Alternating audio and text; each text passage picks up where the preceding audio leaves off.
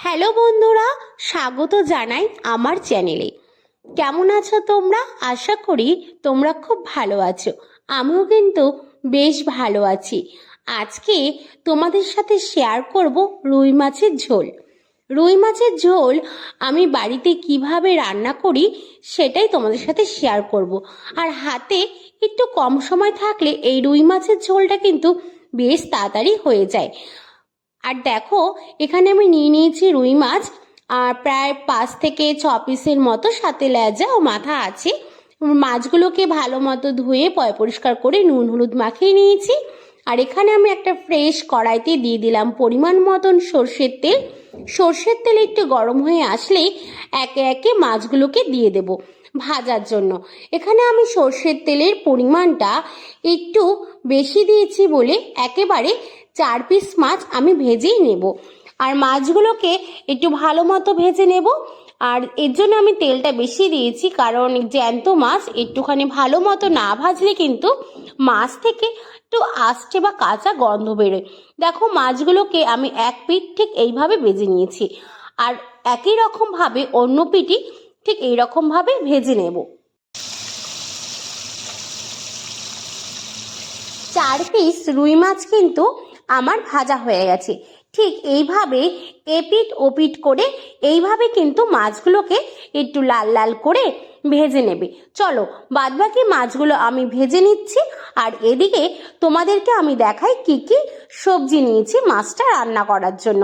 এখানে আমি নিয়েছি, দেখো, ধনে পাতা নিয়েছি, টমেটো নিয়েছি, একটা 4 টুকরো করে নিয়েছি, মটরশুঁটি ছুলে রেখেছি। আর এখানে কিন্তু আলুগুলোকে ঠিক এইভাবে লম্বা লম্বা করে কেটে নিয়েছি। সব কিছুই কিন্তু ধুয়ে পরিষ্কার করে একটি ঝুড়িতে রেখে দিয়েছি। এখানে পেস্টের জন্য তৈরি করে রেখেছি 15 থেকে 20 মিনিট আগে আমি গোটা জিরে ভিজিয়ে রেখেছি। আমি এটা পেস্ট করে নেব। আর সাথে দিয়ে দেব 6টা কাঁচা লঙ্কা, যে যেরকম ঝালের পরিমাণটা খাও। আর সাথে দিয়ে দেবে আদা। আমি আদা, জিরে আর লঙ্কা একসাথে পেস্ট করে নেব। আর এদিকে দেখো, তোমাদের সাথে প্রত্যেকটা উপকরণ দেখাতে দেখাতে এদিকে আমার প্রত্যেকটা কিন্তু মাছ ভাজা কমপ্লিট হয়ে গেছে। তোমরা ঠিক এভাবেই কিন্তু মাছগুলোকে ভেজে নেবে।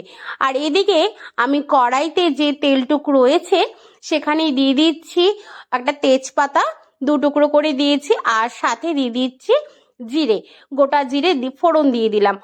আর যে আলুগুলো গোট গোট করে কেটে রেখেছি, মানে লম্বা লম্বা করে, সেগুলোকে দিয়ে দিচ্ছি ভাজার জন্য।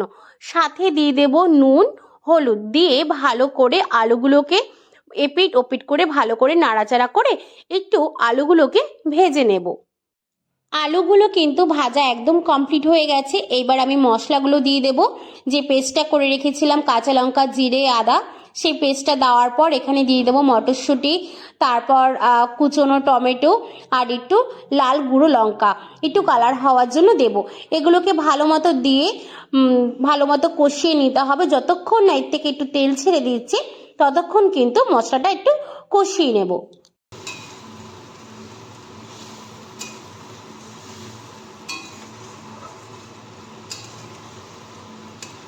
সম্পূর্ণভাবে মশলাটা কিন্তু একদম কষে এসছে, আর কিন্তু দেখো তেল ছেড়ে দিয়েছে।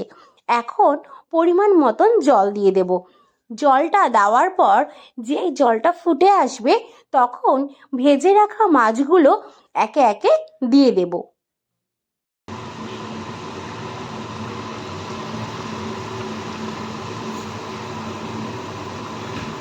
বেশ ভালোভাবেই কিন্তু ঝোলটা ফুটে এসেছে।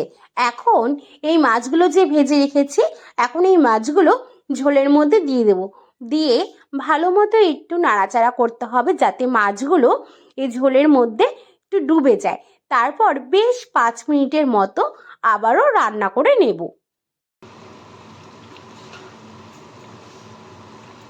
রুই মাছের ঝোলটা আমার একেবারে কমপ্লিট হয়ে গেছে রান্নাটা। এবার আমি নামানোর আগে দিয়ে দিচ্ছি ধনেপাতা। ধনেপাতা দিয়ে আমি নামিয়ে ফেললাম রুই মাছের ঝোল।